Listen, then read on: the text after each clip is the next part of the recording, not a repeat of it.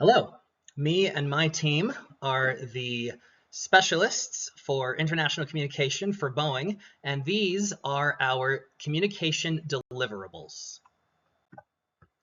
So first, we're going to start off with the key points. With the Deardorff framework, we will be using attitudes of humility, accountability, and adhering to cultural norms in 3 countries. We'll get to that in a second. For knowledge, we will adhere to cultural expectations around apologies. An apology for an Ethiopian is not going to be the same as an apology for an American. For skills, we will use things such as culturally appropriate visuals and platform-specific messaging. We'll get more into that later.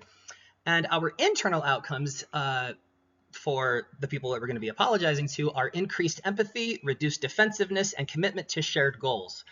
And our external outcomes, i.e. that for Boeing, is to rebuild trust and have improved international cooperation and increase our PR. So let's start with Indonesia. Indonesians watch TV from the news quite a bit. So Metro TV is trusted for breaking news, whereas Kompas TV is known for balanced reporting. So for Indonesia, TV is an excellent place for official statements and credible corporate apologies. For social media, all 3 of these apps are very highly popular with young people: Instagram, WhatsApp, TikTok. And short emotional apology videos will work quite well if we use human-centered storytelling. Finally, there are 2 traditional forms that are popular in Indonesia. Radio El Shinta is 24/7 news, which is trusted by an older audience. And the Jakarta Post is one of the top newspapers in the nation, with a very kind of educated, urban-centered audience. So traditional media will work well in Indonesia, but we'll want to sprinkle in some social media and digital presence as well. As far as cultural communication styles in Indonesia, the style is very indirect, polite, soft-spoken, and showing kind of some emotional restraint, and kind of going for a feeling of harmony. Our tone when we make our apology must be humble, sincere, and focused very much on community healing.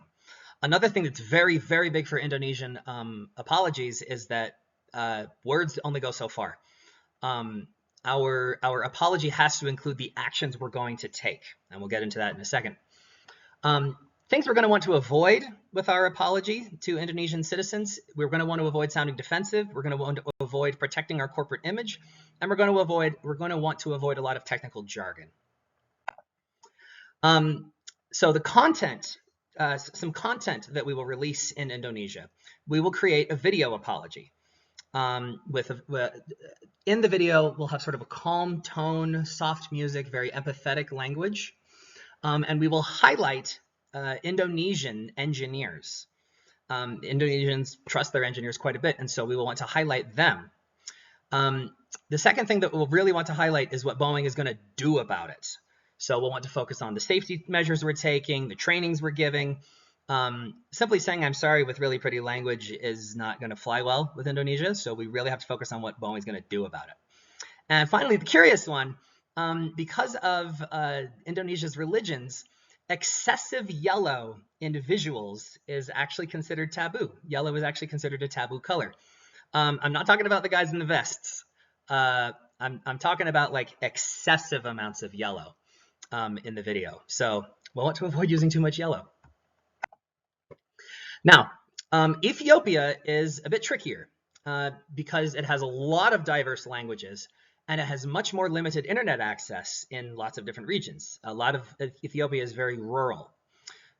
So we're going to want to start with the radio. The most trusted national broadcaster is the EBC, Ethiopian Broadcasting Corporation. This is ideal for official apologies. Radio is still the #1 medium in a lot of areas in Ethiopia. So local community announcements from local radios, which get a lot of their news from the EBC, local community radio carries higher trust than in other countries. There's like 50 different radio stations in Ethiopia, but a lot of them kind of bleed back into the EBC. So we make statements on EBC, and then that will trickle down to a lot of the community radios. Meanwhile, For what internet presence there is in the country, Facebook and Telegram are the most dominant platforms of social media, with Facebook having the most dominant presence. Now, as far as cultural communication in Ethiopia, we'll want to be formal, respectful, and interestingly, unlike Indonesia and China, public emotion for grief is okay in Ethiopia. So we can, like, when we put in our apologies, we can like show people being sad and crying in funerals and stuff. Our tone, Ethiopians have a surprising amount of national pride. So we'll want to really support kind of national Ethiopian pride. We'll want to promote a sense of partnership, of unity and community, because these things matter a lot to Ethiopians because they often live in very tight clustered communities. Things we're going to want to avoid. We're going to want to avoid implying any sort of incompetence. Many Ethiopians were very offended when Boeing tried to blame these disasters on the pilots. So we're going to want to avoid implying any sort of incompetence on the part of the pilots, and we will want to avoid being condescending in any way. Yes, we're speaking to more rural people, but we'll want to avoid being condescending.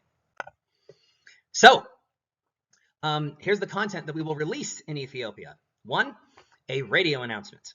It needs to be short, it needs to be clear, it needs to be respectful. Another thing that we can release is a Facebook post, kind of a long form explanatory thing. We'll want to apologize, and we'll want to explain the safety reforms. We can also probably express quite a bit of regret about the loss of life. And for both of them, we will want to try to mitigate some of the damage that some of the bad PR happened. We'll want to, for both of these, the radio announcement and the Facebook post, we will want to really publicly honor those Ethiopian pilots, and maybe just the Ethiopian pilots in general. Finally, that brings us to the third country, China. China is an entirely different beast from the other two. China's citizens are highly digitized, and the government is very, very strict on what appears on official news. The government kind of has their hand in almost every part of China's digital platforms. So here are 3 digital platforms. WeChat is excellent for official statements. Weibo is kind of like Twitter. It's excellent for real-time updates. And Douyin is just the Chinese version of TikTok. And that's ideal for short, polished videos.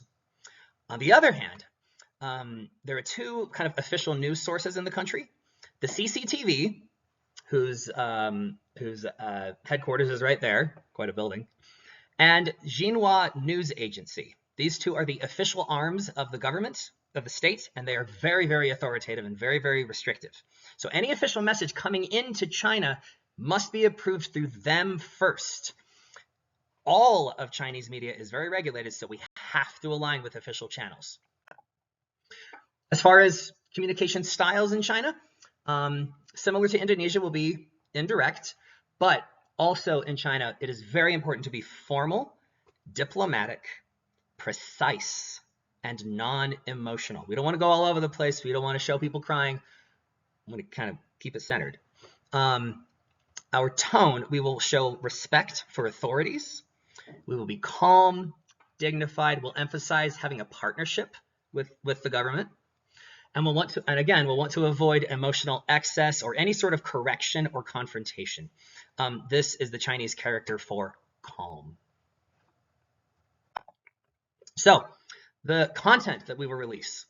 We will release a WeChat mini site, because you can create a little mini site on WeChat, which will be structured, it will be factual, it will be non-emotional, and it will include a timeline of events, technical explanations, and frequently asked questions. Just very, very kind of formal and fact-based.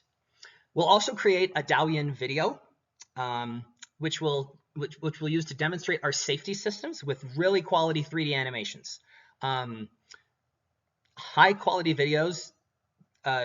Chinese citizens eat up well-made Douyin videos, so that's one thing that we're going to do. And then the last thing we'll do is we will seek to have an official interview on CCTV / with the Xinhua News Corporation. Again, whoever is doing the interviewing, whether it's a CEO or a spokesman or whoever, will need to be very calm, very formal, and very non-emotional. Okay, that brings us to 9 specific examples of some culturally appropriate images and phrases that we can use. We don't have time to do a comprehensive list of every single one of these products, but here's just a few examples of some of the products specifically.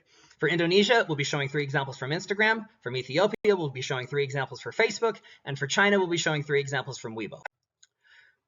To show respect to the Indonesian people, we will begin this particular Instagram post with a phrase, permission to express. This kind of demonstrates humility. Again, Indonesians don't just take pretty apologies. They require sincerity and genuineness behind it. And the phrase permission to express helps portray that. Meanwhile, visually speaking, the background in blue sort of represents public mourning in Indonesia. That would be kind of like wearing black for Americans. And the white flower represents the purity of the soul. So it's a very humble and sincere gesture.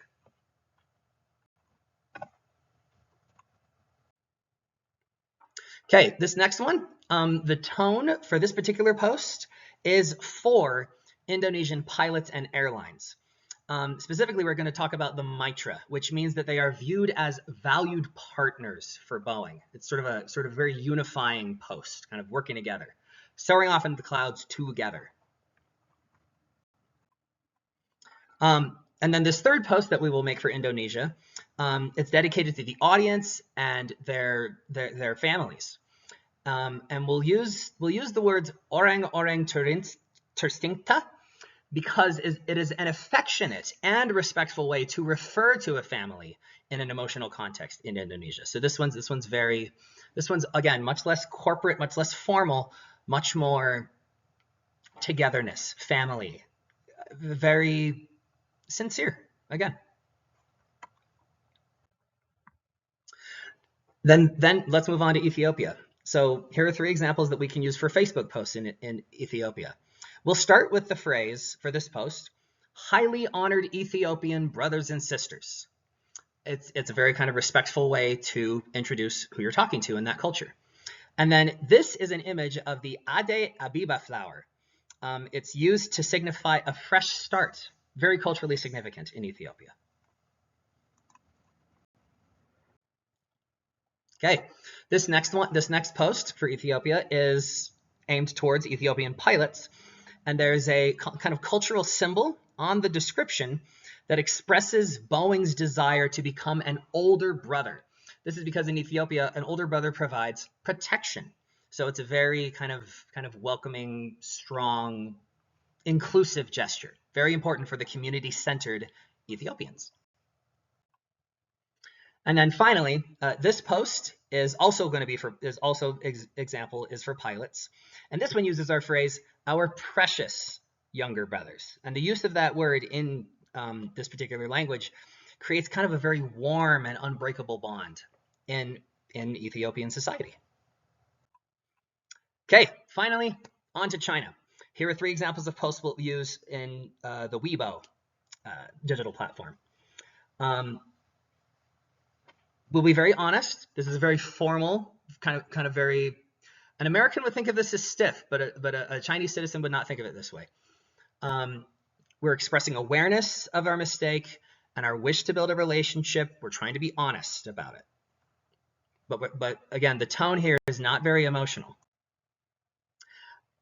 And then this next post is aimed specifically at pilots, showing deep respect, kind of, again, formal, not particularly emotional gratitude.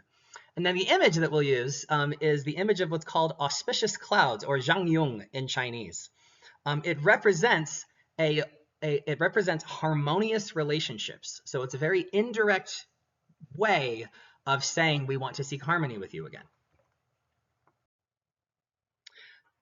Finally, this last post is dedicated to the audience, basically promising safe flights to meet their families. The concept of travel in China is actually tied to families. So if we promise a safe flight to their family, that's very culturally significant in China. And the last image that we're demonstrating here today is the Ping An knot. It's a symbol of life, warmth, vitality. This is meant almost kind of like a good luck charm for safe travels to return home to your families.